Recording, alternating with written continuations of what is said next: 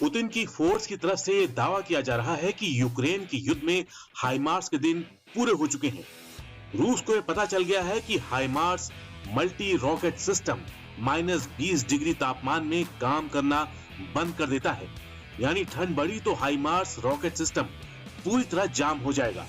-20 degree का मतलब है ऐसी ठंड जब मशीन तक जम जाती है। यह हाइमार्स का पासवर्ड हैक करने जैसा है और पुतिन ने ऐसा करके ज़ेलेंस्की को बहुत बड़ी टेंशन में डाल दिया है। इसका मतलब यह है कि ठंड बढ़ते बढ़ते हाइमार्स एक सिटिंग डक बनकर रह जाएगा। अंग्रेजी में यह टर्म ऐसे टारगेट के लिए इस्तेमाल की जाती है जिसका शिकार बहुत आराम से किया जा सकता है। रिपोर्ट के मुताबिक अमेरिका ने यूक्रेन को अब तक हाइमार्स के 20 सिस्टम भेजे हैं और इसके हजारों रॉकेट भी नेटो के रास्ते उसे मिले हैं। रूस की तरफ से ऐसा दावा किया जा रहा है कि उसने हाइमार्स रॉकेट सिस्टम का तोड़ निकाल लिया है।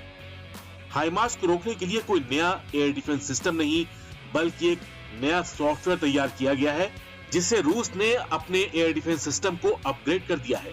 यह सॉफ्टवेयर अब हाइमार्स के रॉकेट को रोकने में ज्यादा सटीक साबित हो रहा है।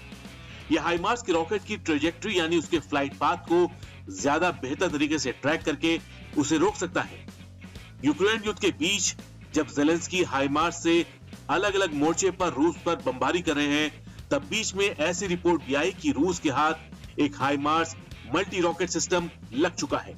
इसके बाद रूस ने इस सिस्टम को बारीकी से देखा और उसकी खूबियों और कमियों को बहुत अच्छी तरह परखा और फिर जो बात सामने आई उसने रूस को चौंका कर रख दिया।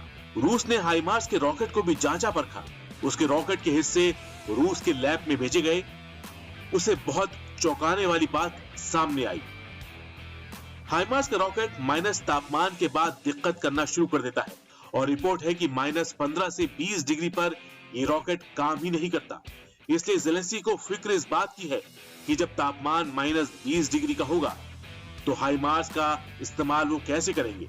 यूक्रेन के कई हिस्सों में सर्दी के दौरान तापमान -25 से 30 डिग्री तक चला जाता है और यही वो वक्त होगा जिसका पुतिन को इंतजार है।